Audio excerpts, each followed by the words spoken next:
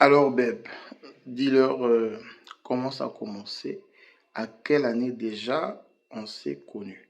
Est-ce que déjà on s'est connus officiellement comme des inconnus ou bien on s'est connus comme des inconnus connus? Tu vois ce que je veux dire? Si. Vas-y. Shalom à tous. Avant de pouvoir répondre à la question de mon cher époux, je souhaiterais savoir comment est-ce que vous vous portez.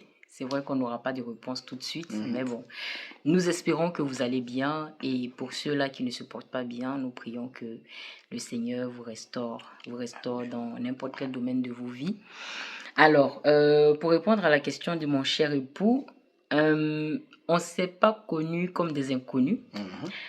On s'est connus dans un milieu bien précis. Ce qu'il faut savoir, c'est que mon époux et moi fréquentons la même église.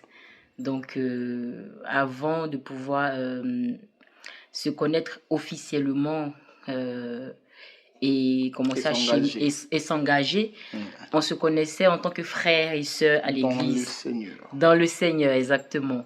Et donc, voilà, c'est comme ça qu'on s'est connus. Ok.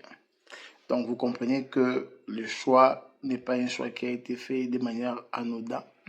On est parti du bas qu'on était frères et sœurs dans la famille de Dieu.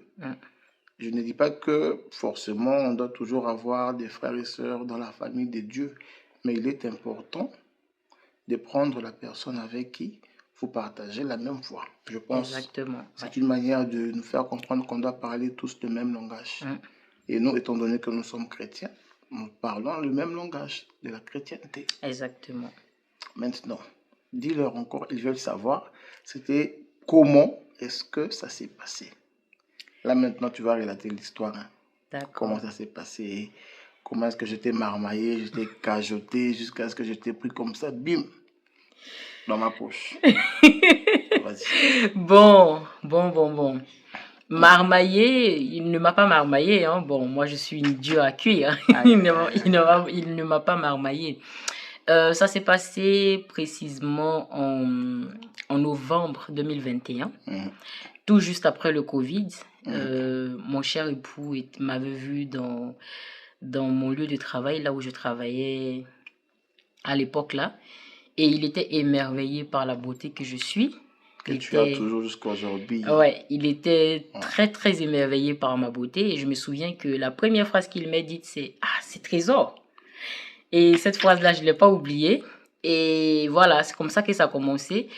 Le monsieur, il avait eu des yeux d'amour. Vous voyez dans les dessins animés, comme il y a des cœurs qui sautent là.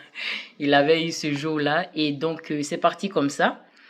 Et il a bien suivi son plan. Il avait établi tout un plan. Parce que c'est un homme très intelligent qui sait très bien ce qu'il veut. Quand il veut quelque chose, il fait tout pour l'avoir. Et donc, il a mis en œuvre tous ses plans.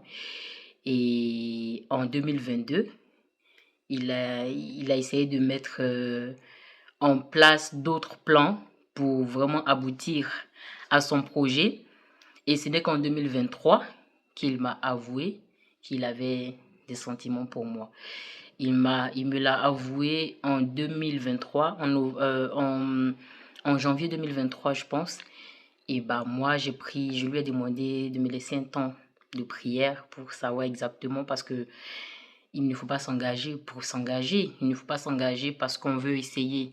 Lorsqu'on s'engage, on s'engage pour la vie. Même si l'engagement n'est pas encore officiel devant l'état civil, devant les parents. Mais lorsqu'on s'engage avec une personne, ce qu'il faut savoir, c'est qu'on s'engage aussi avec Dieu. Donc, je lui ai demandé de me laisser le temps d'aller consulter Dieu et de lui demander si c'était réellement la personne avec qui je devais m'engager. Je ne veux pas dire la bonne personne parce que la bonne personne n'existe pas.